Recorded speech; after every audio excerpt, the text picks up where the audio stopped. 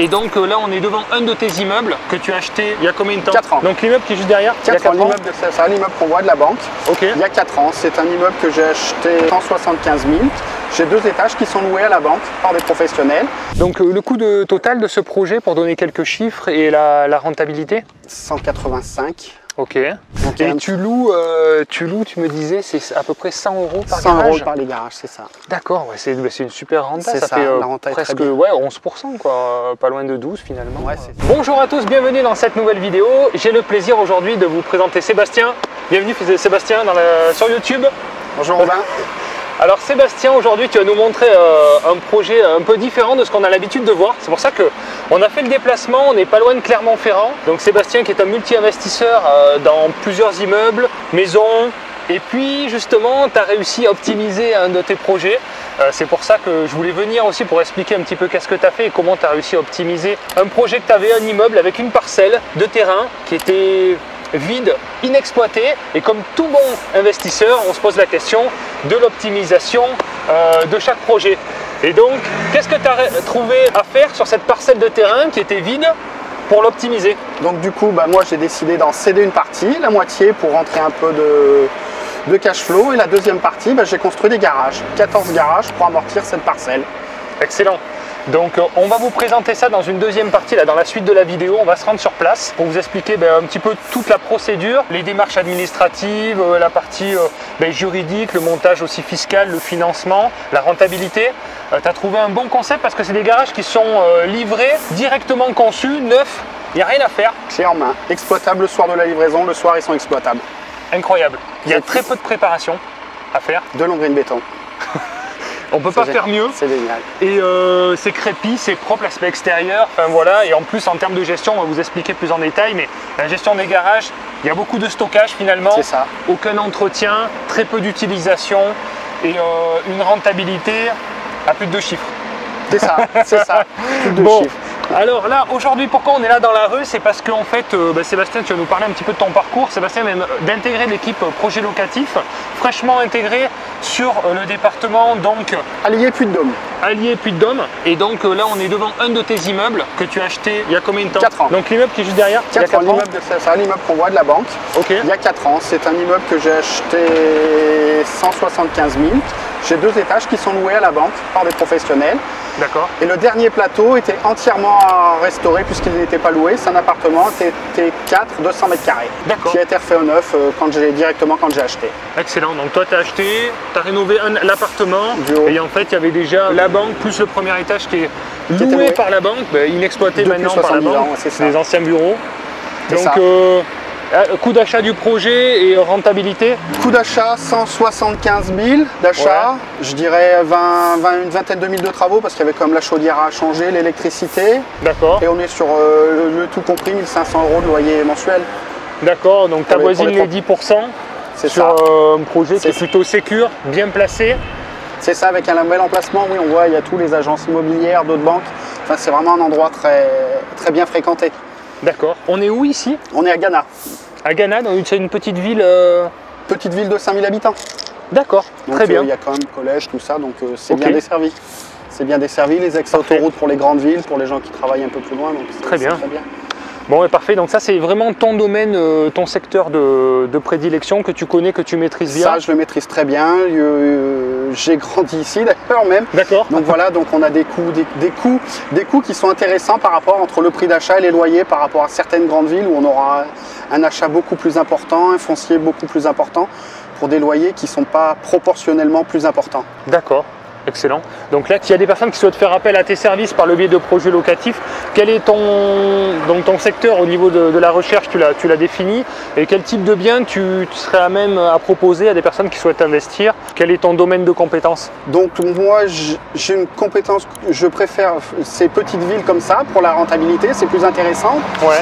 Et éventuellement, on a du courte durée parce qu'on a quand même 3 villes thermales qui sont autour. On a Roya, Châtel-Guyon et Vichy, des villes thermales. Pour des gens qui veulent faire du courte durée, c'est possible ici aussi. D'accord, ok. Donc principalement sur les immeubles de rapport, parce que immeubles de rapport, ouais. Voilà, tu as déjà plusieurs immeubles, on en parlera un peu plus tard dans la vidéo. Location longue durée, location nue, location meublée. Les types de taille de ville aussi, ça va de quoi? De 1000 à 10 000, c'est quoi la typologie Ouais, 1000 un peu plus, je dirais 3. Ouais. Et bah, Vichy, après, c'est 40 000. D'accord. 40 000 donc de 3 000 à 40 000. Ouais, c'est ça. Quel type de renta tu peux trouver à peu près en donner alors ça dépend, sur les petites villes on est à 10 sans problème. Après sur les grandes villes, quand on va passer du Roya, Châtel-Guyon, Vichy, bah, comme les gens savent qu'il y a quand même la demande, les gens savent ce qu'ils vendent, hein, la rentabilité qu'on peut espérer derrière. Oui, complètement. Les prix sont un petit peu plus chers quand même. Les prix sont un petit peu plus chers, mais après on capitalise sur la valeur du bien. Ok, aussi. D'accord. Oui, c'est voilà, une optique différente qui rentre en ligne de compte après derrière. Il y a des personnes qui préfèrent des villes un petit peu plus grandes pour un peu plus de valeur et un peu plus de sécurité.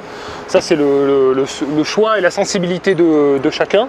Mais toi, par expérience sur ces petites villes, parce que c'est là où tu as la plupart de tes investissements, est-ce que ça se loue bien et quel type de locataire tu trouves? Ça se loue très bien. J'ai 0 vacances locatives en fait. Moi, dès que j'ai un locataire qui m'annonce qu'il va partir, ça m'est jamais arrivé que l'appartement reste vide. Souvent, je mets l'annonce et il est reloué avant la fin du préavis du locataire. À chaque fois, que ce soit pour les garages ou même pour les vacances en fait.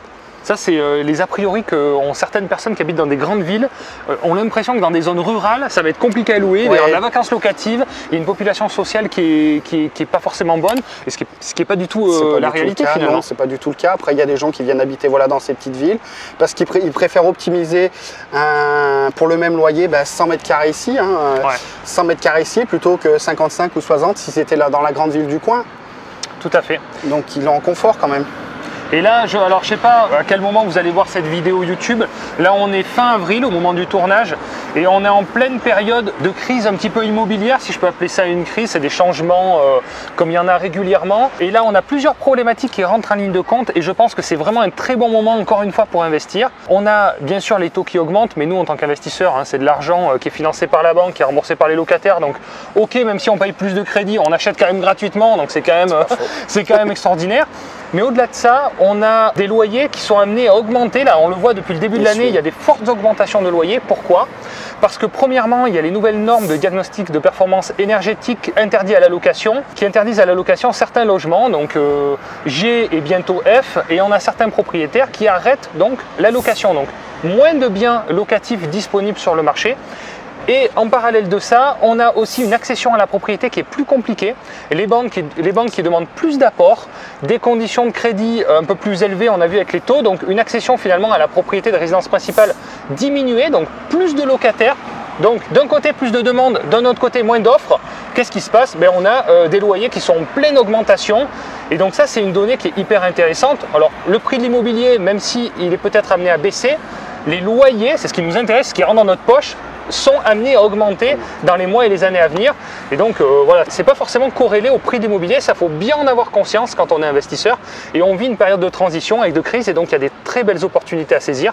Et c'est propre à un entrepreneur, un investisseur, c'est savoir les saisir et pas faire comme la moyenne. Et bien comprendre un petit peu les mécanismes. Donc allez, on vous montre tout ça. On est parti sur l'autre immeuble et tu vas nous expliquer un peu ce projet parce que tu as acheté l'immeuble à la SNCF en plus, donc c'est assez original. SNCF, c'est ça. Voilà, on va expliquer tout ça. Allez, c'est parti, go!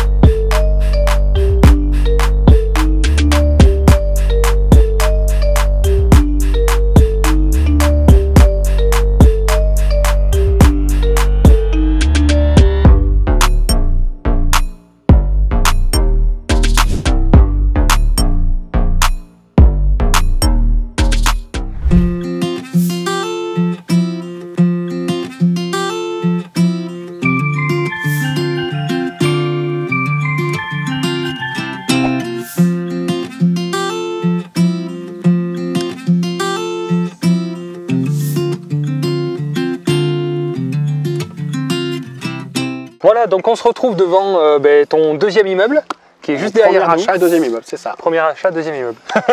Donc un immeuble que tu as acheté à la SNCF. Donc c'est pas banal, mais il faut savoir que la SNCF est propriétaire de pas mal de logements, hein, contrairement à ce qu'on pense. Même nous, on s'est renseigné dernièrement et je me suis rendu compte que sur mon secteur, il y avait pas mal de biens finalement qui appartenaient à la SNCF. Je pense que c'était des anciens logements pour loger le personnel. Les salariés, c'est ça. Ouais, tout à fait. Et maintenant, Donc, ça correspond plus à la demande, donc ils ont tendance à s'en séparer. exactement. Et c'est plutôt des beaux immeubles assez bien structurés en général, des beaux appartements assez grands. Donc on voit la batterie de garage donc, que tu as fait aussi installer. Donc directement livré, neuf, posé, installé. Donc pour donner quelques chiffres sur cet immeuble, c'est un immeuble de combien de logements? 4 logements de 3 chambres. Ok. 4 de 3 chambres, d'accord. ça. Tu as acheté déjà loué, il y avait des travaux? J'avais 2 appartements. Alors j'en avais un qui était loué quand j'étais en visite, quand ça s'est concrétisé. Il était occupé à 50%. Il a fallu que je reloue à peu près 2 appartements. D'accord. Mais dans l'étage, ça s'est reloué tout de suite. C'était propre, C'était propre, c'était louable simple. sans problème. Ouais, ouais. D'accord, assez basique en soi, pas besoin, parce qu'il y a une demande locative qui est présente. Qui est D'accord. forte, c'est ça. Et du coup, ça s'est reloué tout de suite. Oui. D'accord, donc Après, très peu de travaux finalement sur ce Non, projet. oui, pas très peu, pas du tout. Il y en a qu'un où je l'ai refait il y a 2 ans quand le locataire est parti. D'accord, Tu auras les photos dans le dossier, je Ouais. t'ai tout envoyé. Donc on va vous tu faire en as passer ça. les photos. Là, on l'a refait à fond, mais par choix, hein, parce que Ok. c'était un petit peu vieillot tout ça. Donc on a décidé pendant 2 mois, parce que moi je fais les travaux moi-même, donc 2 mois à peu près de réflexion. D'accord, Et tout, du sol au plafond, salle de bain, tout ça, on a tout refait. d'accord, très bien. Du coup, quel type de locataire? C'est quoi? C'est des familles, c'est des couples? Pour du T3, c'est qui a loué J'ai tout, parce qu'en bas j'ai 2 retraités. D'accord. Et en haut, oui, 2 familles, c'est ça. Ouais. En fait, le T3, c'est assez large. Hein. C'est Ça polyvalent. peut être des couples qui veulent un petit bureau, une chambre d'amis, Confort pour recevoir, c'est ça. une famille avec un enfant, un couple de retraités. Ouais, ça convient presque Ça convient à tout le monde, c'est ouais. ça. Puis les C'est assez appartements, large. les 13 appartements, ils sont intéressants parce qu'ils ont aussi, il faut savoir que tout le sous-sol est divisé en 4 et ils ont tous une partie cave. Ah et oui. pareil, le haut, c'est partagé en 4, un grenier. D'accord. Donc de grandes dépendances en fait. C'est pour Ok. ça qu'il n'y a pas de Super. locataires qui ont choisi de prendre des garages parce qu'ils ont Oui. déjà un confort pour le stockage en fait. D'accord. Et on peut se garer devant, comme on voit finalement, on peut se garer donc. On revient des Donc courses c'est ou du pratique. travail, c'est très confortable. C'est très confortable. Super. Donc le coût total de ce projet, pour donner quelques chiffres, et la rentabilité? 185 Ok. l'immeuble D'accord. et 2000 € de loyer. 2000 Sans € les de garages. loyer. Hein. Ouais. Là, on parle que de On parle que l'immeuble. de l'immeuble. Parce qu'au début, tu as acheté l'immeuble avec cette grande parcelle de terrain. Il n'y avait Où rien. maintenant, il y a une maison et des garages. C'est ça. Avant, c'était 1000 m² nus. Pareil, D'accord. tu auras les photos si tu veux disposer. Comme ça, les gens pourront se projeter avant et après. Exactement, exactement. Donc là, tu as fait une découpe parcellaire C'est pour ça. détacher cette parcelle de terrain C'est ça. et vendre à quelqu'un qui a fait une construction. C'est ça. Donc Pour rentrer là, un peu d'argent. Voilà, C'est très ça. bien. Est-ce que tu avais une hypothèque ou une caution? Est-ce que c'est de l'argent que tu as pu percevoir? J'ai pu la repercevoir parce que j'avais un gros compte courant d'associé. Comme à chaque fois je finance les travaux, j'avais un gros compte courant d'associé, donc j'ai pu me le récupérer. D'accord. Parce qu'autrement, oui, c'est ça. Autrement, il aura fallu que ça rentre dans le remboursement du prêt. Exactement, Moi, j'ai pu le sortir parce que j'avais un gros compte courant d'associé. Ouais. d'accord. Et donc c'est une caution, un établissement qui s'est porté caution ou c'est une hypothèque? Non, un établissement. D'accord, ok. Donc c'est pour ça, parce que sinon le notaire aurait versé effectivement directement l'argent à la banque Directement. aussi. Et donc pour l'acquisition, si on veut parler rapidement du statut fiscal, toi tu as fait une SCI en étant seule personne physique, on va dire, mais plusieurs personnes morales. Est-ce que tu peux expliquer? C'est ça, donc j'ai fait un montage avec une SCI à l'IS, avec une SAS, une holding financière en fait, et du coup c'est une personne physique et une personne morale qui font 2 personnes pour créer la SCI. D'accord. Mais on est tout seul à décider. Ça c'est top parce que souvent, en fait, c'est un projet, il n'y avait pas de travaux, ou comme tu l'as dit, très peu après, dans le temps. Et puis pas des gros montants, pas besoin d'être 2. Ouais, tout à fait. Aucun intérêt à être deux, pas d'intérêt à être finalement en nom propre parce que de la fiscalité qui arrive tout de suite, donc la SCI Alors je l'ai AIS. fait, je l'ai acheté, c'était une erreur, hein, mais c'était ma première D'accord. erreur quand je me suis lancé. Hein. Ok, Première année acheté en nom propre. Hein. d'accord, tu Première- l'as acheté en nom propre. Ouais, première année, quand j'ai vu les impôts arriver vite, c'est les erreurs de débutants. Hein. Ouais, Ça ouais, m'a- tout à fait. Ça m'a coûté les frais de notaire, mais je me le suis revendu à la société. Ouais. D'accord, donc ça c'est très intéressant aussi. Il ne faut pas hésiter à le faire. Oui, on a l'impression qu'on va perdre 10 000 €, mais en fait, par rapport à ce que ça nous coûte en impôts, il faut le faire. Il faut Bien le sûr. faire, on apprend de ses erreurs, hein, Ouais, tout à fait. mais Tout à fait. il ne fallait Mais- pas hésiter à le refaire. En fait, le passage à l'action paye toujours. Donc c'est Oui. pas, tu as fait une erreur, mais en attendant, tu as remboursé du capital. Là, tu as refinancé. Il y a toujours des solutions qui Ouais. arrivent. Voilà. Donc, Ah, puis j'avais calculé quand même pas 3 ans, tu l'amortissais, donc de toute façon, Ouais. il fallait y aller. ouais, fallait tout y à aller. fait. Non, non, c'est bien. Et du coup, c'est vrai que pour le refinancement, tu as expliqué, parce que tu as refinancé avec l'ensemble, c'est ça? Pour les garages, tu as dû faire un financement supplémentaire. Donc si on peut parler un petit peu de cette solution de garage. Comment ça t'est venu finalement, de cette idée de garage, et comment t'en es arrivé à faire? Parce que là, il y a quand même 14 garages. C'est ça, 14. Il y a 2 lignées de 7 garages. Et comment ça t'est venu et quel est le coût et combien ça te rapporte?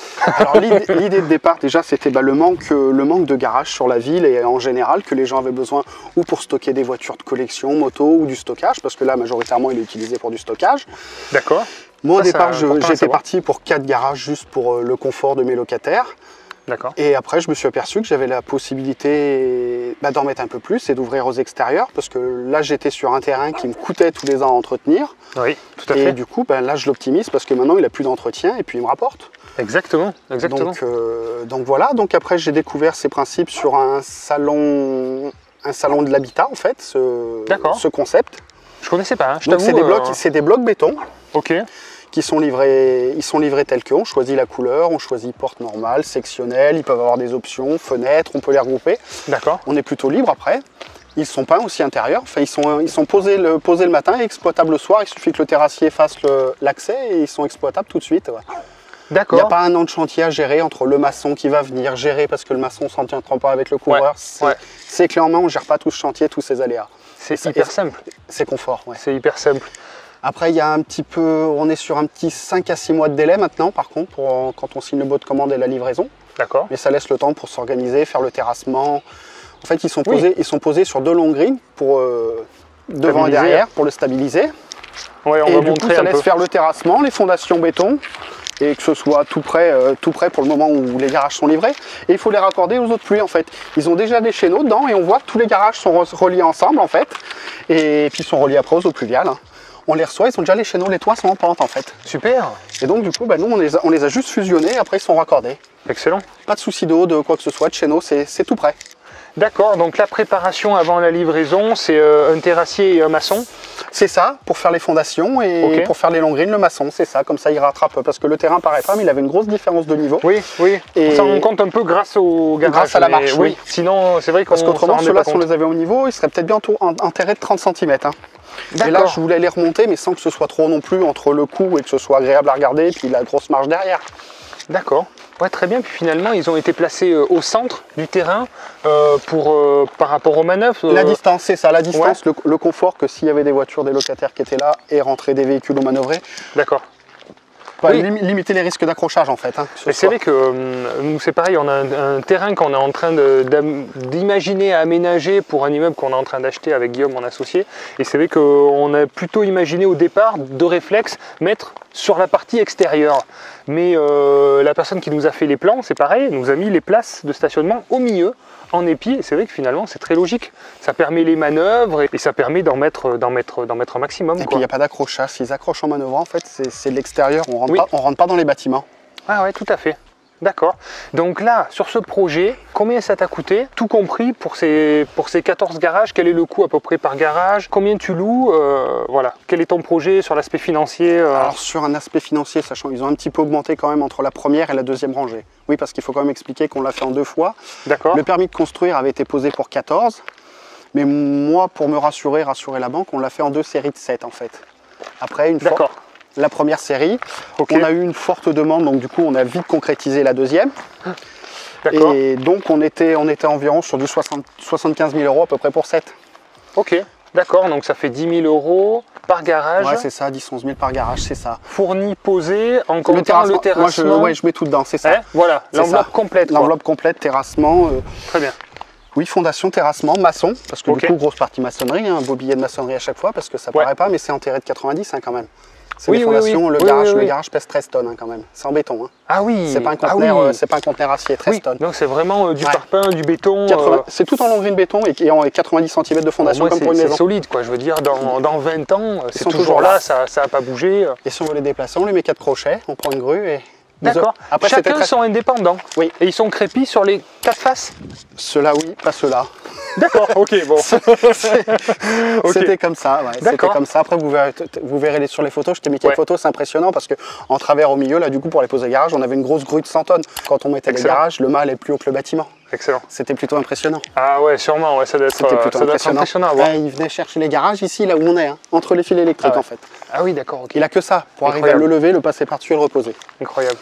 Donc, et tu loues, tu me disais, c'est à peu près 100 € par garage. 100 € par les garages, c'est ça. D'accord, ouais, c'est une super renta. Ça fait la renta presque est 11%, quoi, pas loin de 12 finalement. Ouais, c'est ça. Et puis on n'est pas embêté comme avec un appartement, avec une chaudière, refaire une pièce. Là, la renta elle va être flat et voire même augmenter avec le prix des loyers, puisqu'il n'y a pas de travaux, quoi. Ouais, tout Au pire, sur un garage qui est utilisé, on aura une porte dans 15 ans.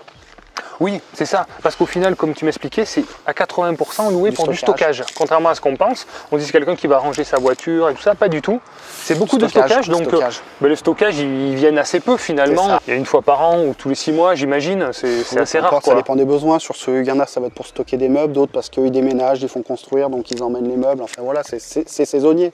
Mais c'est pas quotidien ou plusieurs fois par jour comme une voiture qu'on pourra avoir. Tu as eu du turnover, de changement de locataire sur les garages? Sur les garages depuis la mise en location? Un seul qui a déménagé, qui a changé de région complet.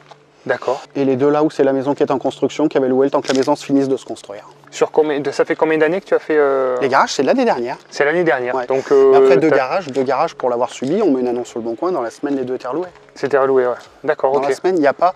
La seule concurrence qu'entre guillemets que j'ai, c'est ceux qui font dans les grandes villes les box.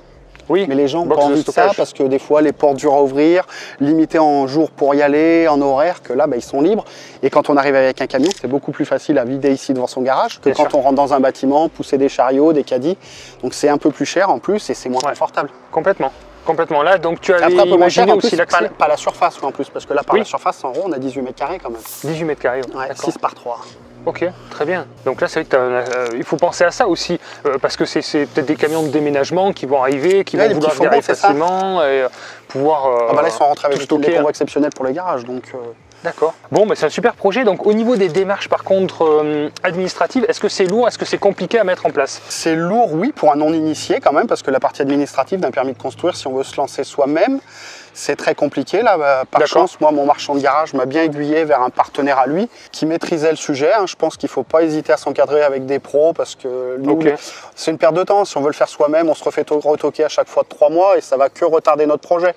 Donc on nous paye, ça nous coûte un petit billet, mais au moins le dossier est carré et premier passage, il est accepté. Ouais, tout à fait. Encadré. Et du coup, le marchand de garage, on nous a bien conseillé pour la disposition, parce que ça, c'est important aussi. On lui dit qu'on veut des garages, mais il faut se les projeter sur notre parcelle, parce qu'un morceau de terrain, c'est bien. Mais quand on commence à poser des blocs de 6 par 3, on s'aperçoit que le terrain se remplit très vite quand même. Ouais. Donc il faut quand même bien se faire encadrer. Plus les manœuvres, à bien anticiper. Ouais, de comme tu dis, laisser les places disponibles devant pour être confort si on rentre avec une grosse berline ou quelque chose, que ce soit confortable, qu'on ne se retrouve pas avec les garages ou les portes accrochées sans arrêt. Donc là, tu disais, le constructeur par lequel tu es passé, on peut en parler parce que tu es satisfait. C'est quelle marque? Alors c'est la marque Zapf et c'est Garage Centre France à Rayon qui est le prestataire sur la région. Sur la région, alors, tu sais s'ils font partout en France. Ils ont des secteurs, mais lui, style, c'est Bourges et jusqu'à descendre vers Brive, tout ça. Ils ont des granrands périmètres quand même. Bon, mais très bien. On vous mettra le lien dans la description. Parce Garage Zap, il n'y a pas de raison, c'est pas un lien sponsorisé, mais comme tu es content, c'est bien d'en parler. Il faut en faire parler des bons. Je suis entièrement d'accord. Tout à fait. Et donc lui, il s'est occupé effectivement de te mettre en relation avec quelqu'un qui a fait la demande de permis de construire. Parce qu'il faut un permis de construire, donc un terrain constructible. C'est ça, exactement. Obligatoirement. Exactement. Après, au niveau des contraintes, c'est ça, principalement. Ouais, la grosse contrainte, c'est le réseau d'eau usée, en fait, parce qu'il demande à ce qu'il soit raccordé, c'est tout. D'accord, donc il faut qu'il y ait une facilité pour pouvoir rejoindre soit le réseau d'eau. Ou plus perdu, après, voilà, c'est ça. Bon, très bien. C'est là-dessus, moi, où ils ont été pointilleux. C'est pas trop lourd. Non. Pas de contraintes particulières au niveau de l'urbanisme, mais ça dépend de chaque région, de chaque ville à chaque fois. Donc, c'est vrai que c'est à étudier en détail. Mais toi, tu n'as pas été embêté sur ce projet. Pas sur la ville, impeccable. Non, mais super. Franchement, c'est sympa. Je pense que c'est un projet un peu différent de ce qu'on a l'habitude de voir. C'est pour ça que je voulais aussi présenter. Et puis très rentable parce que du coup, toi, ce qui s'est passé, c'est que tu avais déjà acheté l'immeuble quand tu as eu cette réflexion. C'est ça. Moi, je savais que la valeur ajoutée, en fait, elle était sur cette parcelle de 1000 mètres constructibles. Parce qu'à l'extrême, on a acheté l'immeuble 185. Je me dis, si un jour j'ai besoin de trésor ou je veux faire flamber la renta, je vends ces 1000 mètres 40 000 et du coup, j'explose tous les compteurs sur la renta. Ouais. Oui, j'aurais gagné de l'argent tout de suite, mais un peu moins à long terme.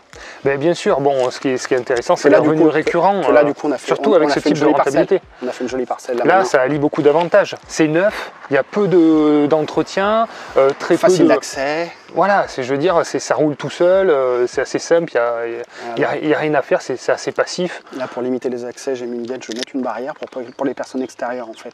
D'accord. Pour réguler un peu les accès, je vais mettre une barrière. Ok, d'accord. Tu as des gens qui visitent de l'extérieur, justement, des gens des curieux, non, des gens mais on qui ne sait viennent. pas, justement. Oui, mais du coup, ça amène de la plus-value. Il y a plus de quand c'est sécurisé. Oui, de la plus-value. Donc, puis c'est du confort, parce qu'après, en fait, si je veux pas, c'est qu'il y ait trop de voitures de garées, en fait. Il faut que ça régule un peu les accès. Okay.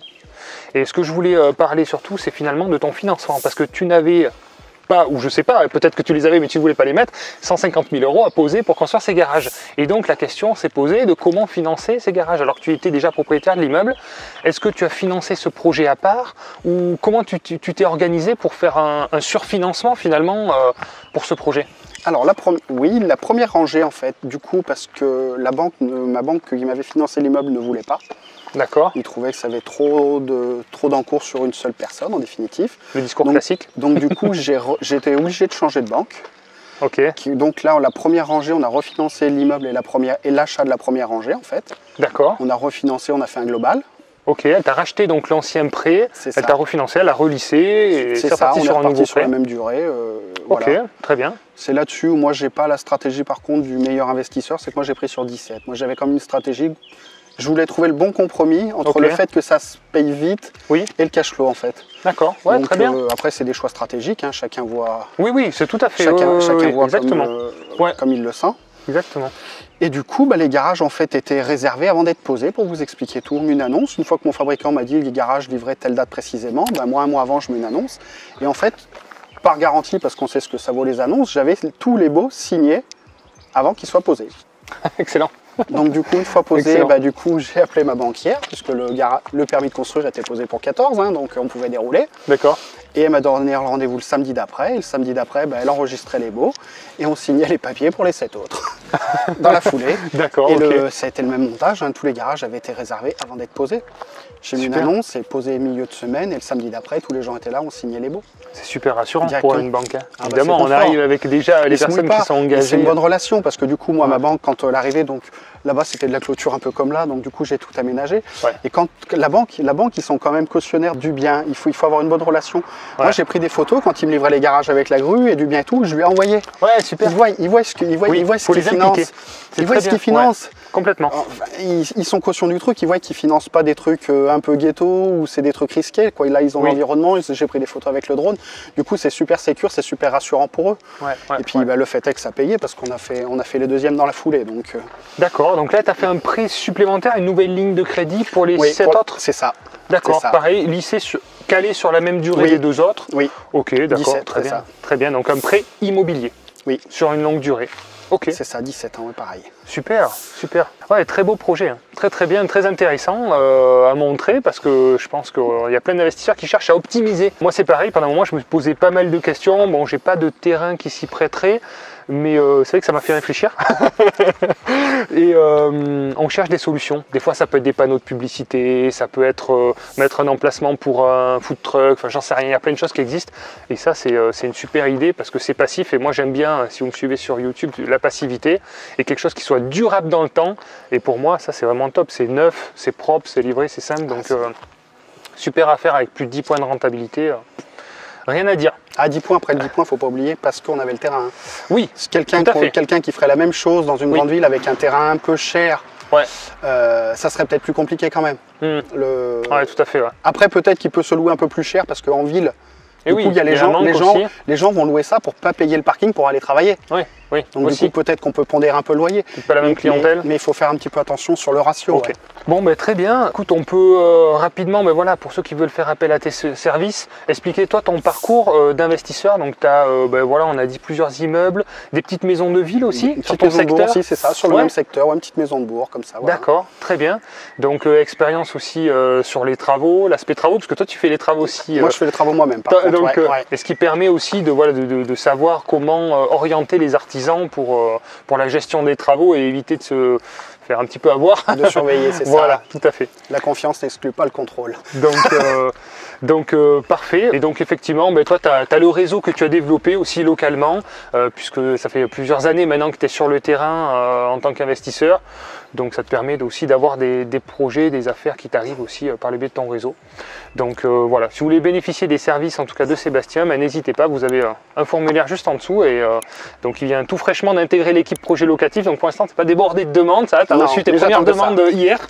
Donc voilà, donc tu as du temps à consacrer aussi à cette nouvelle activité. On est très heureux de t'intégrer et que tous nos clients puissent bénéficier de ton expertise sur le secteur. Voilà, merci beaucoup d'avoir regardé la vidéo. N'hésitez pas à nous encourager avec votre meilleur commentaire. N'oubliez pas de vous abonner pour être prévenu des prochaines sorties de vidéos et surtout pensez à vous, le temps passe, les années passent et vous allez encore regretter, je vous entends d'ici me dire ah mais si j'avais su j'aurais investi. C'est maintenant, encore une fois, n'attendez pas que les taux baissent, ça sera peut-être dans 4 ans, dans 5 ans, dans 10 ans, personne ne le sait. Et puis d'ici là, le temps passe, on rembourse du capital et puis on avance, c'est surtout ça, une fois que la machine est lancée, c'est ça qui permet de se développer. Merci à tous, passez à l'action, pensez à vous. Ciao.